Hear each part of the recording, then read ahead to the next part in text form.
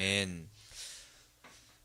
오늘 이 아침도 나의 옛 사람을 내려놓고 또 사랑의 하나님 앞에 나오셔서 진정한 기쁨과 만족을 누리기를 소망하시는 성도님들을 주님의 이름으로 환영하고 축복합니다. 말라기를 통하여서 우리가 문제에 대한 지적의 메시지, 경고의 메시지, 이런 것을 하나님께서 우리에게 주시는데, 이때에 하나님께서 이 메시지를 주시는 것은 우리를 향한 지극한 사랑의 메시지를 전하고 싶으시다는 사실을 기억하면서 우리가 오늘도 하나님 앞에 바로 서기를, 또 주님의 뜻대로 살면서 영원한 승리를 누리기를 소망하고, 또 우리가 놓치고 있던 것을 다시 기억하여서 우리의 삶의 궤도를 다시 바로 정상으로 바로잡아 주님의 충성된 일꾼으로 거듭나는 성도님들 되시길 소망합니다. 오늘 말씀은 이제 말라기에서 우리가 가장 많이 보았던 11조에 관한 말씀이 등장합니다. 어떤 말씀이든 우리가 순종하면서 아멘 하고 나아가서 믿음의 결단을 주님께 드릴 때 주님께서 우리의 그 중심을 기뻐하시고 한없는 복과 또 은혜를 부어주시는 하나님이 우리의 하나님이심을 기억하기를 소망합니다. 그래서 오늘 어떤 말씀을 우리 가운데 주시던 나를 쳐서 복종시키며 주님께서 지으신 존재 그대로 회복되어서 하나님의 형상대로 살아가는 우리들 되기를 소망합니다. 어제 1절과 6절에 이어서 이제 7절부터 우리 끝절까지 봤는데, 7절부터 12절에는 하나님의 백성들이 늘 지키지 않았던 11조와 봉헌물, 헌물 규례 위반에 대하여서 그 문제를 지적하고 계십니다. 그런데 오늘 말씀의 시작인 7절 그리고 8절 부분이 참 난감한 상황인 것 같습니다. 7절 말씀을 다시 한번 보게 된다면, 만군의 여호와가 이르노라, 너희 조상들의 날로부터 너희가 나의 규례를 떠나 지키지 아니하였도다. 그런즉 내게로 돌아오라. 그리하면 나도 너희에게 돌아가리라 하였더니, 너희가 이르기를 우리가 어떻게 하여야 돌아가리까 하는도다 라고 그렇게 말씀하시는데, 하나님의 말씀, 하나님께서 말씀하시는 것과 유다 백성의 반응이 대립하고 있습니다. 하나님께서는 돌아오라고 말씀하고 계시는데 유다 백성들은 우리가 떠난 적이 없는데 어떻게 돌아갑니까? 라고 반문하는 모습을 보입니다. 그런데 그도 그럴 것이, 이스라엘 자손들이 포로가 되기 전부터 지금까지 하나님께 드리는 제사 행위를 그친 적은 없습니다. 그래서 그들은 하나님을 떠난 적이 없다고 말하는 것입니다. 하지만 예배의 겉모습, 형식만을 유지한다고 해서 하나님을 진정으로 예배하는 것은 아닙니다.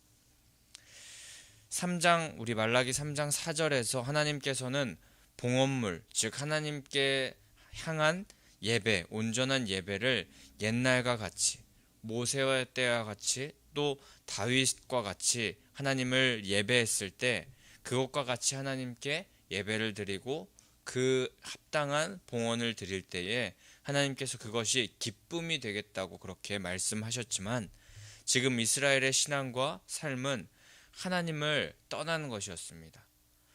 그들은 그 겉모습만은 하나님을 예배하고 있는 것 같았지만 그들의 중심은, 마음은 하나님을 떠나 살고 있었습니다.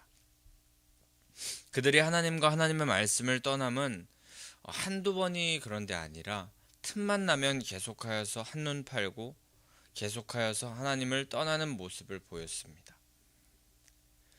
그렇지만 그들의 행위는, 예배의 행위는 멈추지 않았었습니다. 결국 그래서 그들은 그 겉모습만 유지하는 그런 예배의 모습으로 말미암아서 떠나 있어도 떠난 것을 모르는, 그들의 심령은 아주 딱딱하게 굳어진 심령이 되었던 것입니다. 그리고 게다가 8절과 9절의 말씀에서 보면 유다 백성들이 하나님께 온전히 드려야 할 것도 제대로 드리지 않고 있었습니다. 유다를 지탱하는 영적인 기둥은 선지자와 제사장이었는데, 선지자는 하나님의 특별한 그런 간섭하심으로 말씀하시는 그 말씀을 전하는 자라면, 제사장은 일상적으로 하나님의 간섭을 계속하여서 백성들과 함께 나누는 자들이었습니다. 그런데 제사를 통하여서 하나님과 하나님의 백성들이 또 만날 수 있는 그런 상황을 만들고, 또 제사장이 그 일 가운데 통로의 역할을 하는 것이었는데, 어느 순간부터 하나님께 드려야 할 11조와 봉헌물을 드리지 않게 되니 이스라엘의 11조 또 레위인의 11조를 통하여서 생활하는 제사장들은 뿔뿔이 흩어질 수밖에 없게 되었고, 그 결과 온전한 제사도 무너지게 되었던 것입니다. 하나님께서 정해놓으신 모든 법은 하나님을 경외하기 가장 좋은 방향으로 인도하시게 만들어 놓으셨고, 또 그것을 지킬 때, 순종할 때에 복이 오면 왔지 나쁜 것을 주시는 분이 아니셨는데, 이스라엘 백성들은 결국에 자신 마음대로 행하고 자신의 뜻대로 행함으로 말미암아 하나님의 법을 떠났던 것입니다. 그리고 이 11조라는 것을 떠나고 또 온전한 11조를 드리지 못하였는데, 이 11조라는 것은 굉장히 중요한 것이었습니다. 성경의 첫 11조에 대하여서 나오는 것은 바로 아브라함 때입니다. 그돌라오멜과 함께 그 왕들의 연합군을 물리치고 롯을 구하고 돌아오면서 하나님께 바쳤던 것이 11조의 처음 모습인데, 그때 그 11조를 드렸던 이유, 그리고 11조를 드리는 모습은 바로 아브라함이 이길 수 없는 싸움을 이긴 것에 감사하면서 하나님의 주권을 인정하면서 드렸던 것에서 기인됩니다. 승리가 자신의 능력으로 이루어지지 않았음을 고백하면서 드렸던 것입니다. 야곱도 밧단 아람으로 도망가다가 하나님을 만났습니다. 그리고 자신이 무사히 돌아오게 하시면 10분의 1을 드리겠다라고 그렇게 말씀드리면서 그런 말씀이 창세기에 나오기도 하는데, 이때 야곱도 아무리 생각해도 자신의 힘으로는 돌아올 수 없다는 생각으로 하나님께서 온전히 자신의 삶을 책임지실 때, 그때 온전히 자신이 살 수 있고 돌아올 수 있다는 것을 그렇게 알고, 그 모든 것을 가능케 하시는 분은 하나님이심을 기억하면서 드렸던 것이 바로 11조였습니다. 이와 같이 11조와 헌물, 그런 봉헌물을 드림은 우리가 하나님께서 무언가 모자르셔서 그렇게 우리가 드리는 것이 아니라, 내가 살아가는 힘, 그것이 나로 말미암지 않고 하나님으로 말미암는다는, 우리의 모든 소유의 주권이 하나님께 있음을 올려드리는 그런 모습이었습니다. 그렇게 유다 백성들도 11조와 봉헌물을 하나님께 구별하여서 잘 드려야 되지, 그 드리는 것이 주권을 인정하고 그렇게 살아가는 모습인데, 자신들은 하나님의 도우심 필요 없다, 그런 모습으로 살지 않고 자신의 능력대로 살겠다, 고집하며 교만하며 살아가는 모습이 바로 그들의 모습이었던 것입니다. 모든 것이 하나님께로 온 것을 거부하는 모습이었습니다. 그래서 그들이 하나님께 11조를 드리지 않는 모습을 하나님께서는 하나님의 것을 도둑질하였다라고 말씀하고 계십니다.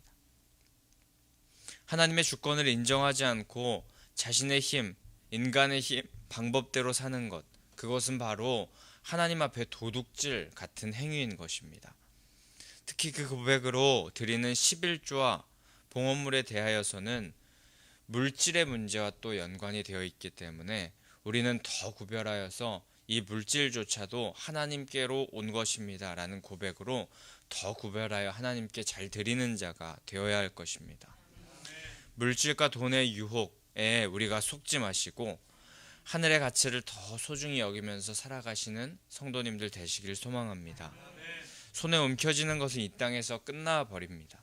하지만 영원한 것, 하늘의 것은 끝까지 우리와 함께하니 우리는 우리의 소유를 주님께 드리기를 인색해 하지 않고 아까워하지 마시고 모든 것이 하나님의 은혜입니다 하는 고백으로 우리 도둑질하지 말고 11조와 봉헌물을 잘 구별하여 하나님께 드리는 자들 되기를 소망합니다. 이제 10절에서는 우리가 잘 아는 구절이 등장합니다. 우리 10절의 말씀을 다시 한번 다 같이 읽어보겠습니다. 만군의 여호와가 이르노라. 너희의 온전한 11조를 창고에 들여 나의 집에 양식이 있게 하고 그것으로 나를 시험하여 내가 하늘 문을 열고 너희에게 복을 쌓을 곳이 없도록 붙지 아니하나 보라. 아멘. 이 구절에서 하나님께서는 재물이 탐나시고 또 짐승과 곡식이 탐나셔서 11조와 봉헌물을 바치라고 하신 것이 절대 아니었습니다. 그것이 그 바치는 우리들에게 더 큰 복이 되기 때문이라고 말씀하십니다. 복을 부어주고 싶으신 분이 바로 하나님이시고 그런 하나님이 계시다는 것을 기억하면서 하나님을 오해하지 말고 하나님께 하나님의 것을 다시 드려보아라. 그러면 너희에게 복을 붙지 아니하나 보라. 그렇게 말씀하시는 그런 하나님의 모습, 바로 우리 것을 빼앗고 싶어서 안달하시는 분이 아니라 더 주고 싶어서 안달하는 분이 바로 하나님이셨다는 것입니다. 11절과 12절에서는 토지 소산에 결실이 있고 포도나무의 열매가 탐스럽게 열림은 하나님께서 그 열리는 데 있어서 모든 방해물, 메뚜기와 여러 가지 방해물을 막아주셨기 때문이라고 말씀하십니다. 하나님께서 간섭하지 않으시면, 막아주지 않으시면 아무것도 결실할 수 없습니다. 우리가 가지고 있는 것, 누리는 것 모든 것 하나님께서 허락하여 주셨기 때문에 가능한 것이라는 것입니다. 이것을 중심으로 우리가 인정한다면 우리는 우리가 가진 것과 우리가 누리는 것, 이것이 내가 주인이 아니라 하나님께서 주인이시라는 그 모습으로 청지기적인 삶을 살아갈 수 있게 될 것입니다. 더 가지려 하고 더 움켜쥐려고 하는 노력이 우리의 노력이 되는 것이 아니라 주님의 주권대로 채우시고 입히신다는 것을 고백함으로 말미암아서 돈이 우리의 주인이 아니고 물질이 우리의 주인이 아니라 우리가 그것을 오히려 다스리면서 하나님의 형상을 회복하는 자들로 살아갈 수 있게 되어야 할 것입니다. 그렇기 때문에 13절부터 18절에서 하나님을 버리고 오히려 세상에 말하는 소리를 따라 살아가고 그 길로 나아가는 그것이 합리적이고 또 승리의 길이라고, 이기는 길이라고 말하는 자들이 있겠지만 그것은 전부 거짓이고 여호와를 경외하는 자들의 소리, 또 여호와를 반드시 따르면서 나아가는 그런 모습이 하나님께서 반드시 응답하시는 모습이고 승리하고 이기게 되는 모습이라고 말씀하시면서 결국 하나님을 따라 살기를 바란다라는 메시지를 우리에게 주고 계십니다. 특별히 13절부터 15절까지는 적반하장이라는 말이 떠오르는 행동을 이스라엘이 하고 있습니다. 유다 백성들은 하지 말아야 될 말로 하나님의 마음을 아프게 하고 있었습니다. 처음에는 심령이 아주 못 쓸 정도는 아니었는지 13절부터 15절까지 말하던 그런 말들, 아주 그런 말들을 이 이스라엘 백성들이 부끄럽게 여겼었습니다. 하지만 이제 양심이 굳어지고 심령이 굳어져서 우리가 언제 그랬냐는 듯이 화를 내고 있는 모습을 보게 됩니다. 심령이 아주 굳어져서 이제 내가 무슨 말로 주님을 대적했습니까? 라고 하면서 하나님을 섬기는 것과 명령을 지키는 것, 그것이 뭐가 대체 유익합니까? 라고 하면서 교만한 자가 되어서 복을 주시려는 하나님께서 시험을 하게 되고 또 하나님께서 화를 계속 주신다는 그런 모습으로 계속하여서 이스라엘 백성들이 하나님께 적반하장의 모습을 보이고 있습니다. 이것은 마치 이 시대를 살아갈 때에 착하게 살면 바보가 된다라는 그런 말, 이 진리인 양 말하는 것이고 또 조금은 좀 못되게 살아가야 된다, 이런 말이 진리인 양 살아간다는 그런 것입니다. 그러나 그것은 옳지 않았고 그런 자들은 하나님께서 분별하신다고 말씀하시면서 16절부터 18절의 말씀을 하시고 오늘 본문이 마무리됩니다. 하나님께 반항하는 사람, 하나님의 말씀을 지키는 것이 어리석다고 여기는 사람이 있는 반면에 하나님을 경외하고 하나님의 이름을 존중히 여기는 사람이 있는데, 그런 사람들은 하나님 앞에 있는 기념책에 기록된다고 말씀하십니다. 그리고 하나님의 특별한 소유로 삼아 주신다고 말씀하십니다.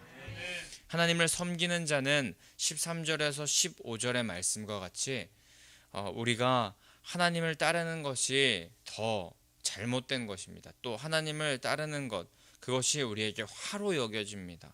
우리는 그렇기 때문에 하나님의 말씀도 섬기긴 하지만 또 다른 길로도 조금 가보겠습니다 라는 그런 모습으로 살아가는 자들이 하나님을 섬기는 자가 아닙니다. 그것은 진리가 아닌 것, 굳어진 마음으로 계속하여서 세상의 마음을 뺏긴 사람들이 그렇게 행동하는 것입니다. 하지만 하나님께서 기뻐하시는 자들은 17절의 말씀과 같이 17절의 말씀의 그 배경은 고대 왕들이 자신이 가장 아끼는 보물은 자신이 잘 보이는 곳에 그 보물들을 모아놓고 마음이 힘들고 어려울 때 거기 가서 그 보물을 잠깐씩 보면서 마음의 위로를 얻었었다고 하는데, 하나님께서 하나님을 경외하는 사람을 그런 그 왕들의 보물과 같은 존재로 삼아 주신다고 하십니다. 그 보물을 가장 마음에 있는 곳에 두고 계속하여서 보고 싶을 때 그 마음의 위로를 얻을 수 있도록 그 보물을 거기 두는 것과 같이 그 보물과 같은 존재를 우리 그 하나님을 온전히 잘 섬기는 자로 삼아 주시겠다는 것입니다. 하나님의 마음이 어디 있는지, 하나님의 진심이 무엇인지 확실히 이 말씀을 통하여서 말씀하시는데, 하나님을 섬기는 자, 그런 자들은 하나님께서 온전히 그들의 삶을 보물과 같이, 보석과 같이 빛나게 하여 주신다는 것입니다. 그래서 하나님은 오늘 이 우리가 읽은 말씀을 통하여서 여러 가지 우리에게 마음에 찔리는 말씀을 하시고, 또 우리 마음 가운데 계속하여서 세상을 따라갔고 또 세상의 말들을 더 기쁘게 여겼던 그런 말로 말미암아서 우리를 계속 찔리게 하려는 그런 하나님의 마음이 있는 것이 아니라, 나의 보석과 같은 백성들이 굳은 마음을 제하고 부드럽게 되어서 반짝반짝거리는 존재로 돌아가기를 원한다. 그런 마음으로 하나님께서 우리에게 말씀하시는 것 같습니다. 그리고 그 마음의 중심에는 너희를 외면하고 버리고 빼앗고 죽이려는 것이 아니라 너희를 살리고 더 풍성케 살아가게 하려는 하나님의 사랑이 있음을 보여주시려고 하는 것 같습니다. 오늘 우리에게 여전히 하나님께서 말씀하시는 그 지극한 사랑의 메시지에 우리가 오늘도 반응하길 원합니다. 하나님의 것을 도둑질하지 말고 주님의 기쁨으로 살아가기 위하여서 하나님의 주인 되심을 우리가 인정하면서 드려야 할 것은 드리고, 주님을 경외하면서 그 이름을 귀히 여겨야 할 때 귀히 여겨 하나님께서 귀히 쓰임 받는, 귀히 쓰시는 그런 성도님들 모두가 되시기를 소망합니다. 왕관의 보석과 같은 성도님들을 하나님께서 기다리시면서 오래 참으시고 변하지 않는 사랑으로 안아주고 싶어 하심을 우리가 기억하면서 우리가 주인 되었던 것들 모두 내려놓고 하나님께서 주인이시라고 고백하고, 우리 그렇게 우리 마음 가운데 주인 되었던 물질 또는 세상의 여러 가지들 모두 이 시간 내려놓고 하나님께서 주인이십니다. 하나님께서 우리의 진정한 왕이십니다. 내가 하나님과의 관계를 올바로 세우지 못했었습니다. 내가 그 관계를 오늘 이 새벽 다시 세우고 주님께서 주인이시라는 고백을 다시 한번 하면서 돌아갈 때 하나님께서 우리의 그 기도와 우리의 삶을 기뻐하시고 이 새벽에 우리의 모습들을 기뻐하실 줄 믿습니다. 모두 그렇게 하나님께서 기뻐하시는 성도님들 되시기를 소망하고 축복합니다. 우리 그럼 이 시간에 함께 50장 찬송하시면서 함께 하나님 앞에 기도하며 나아가도록 하겠습니다.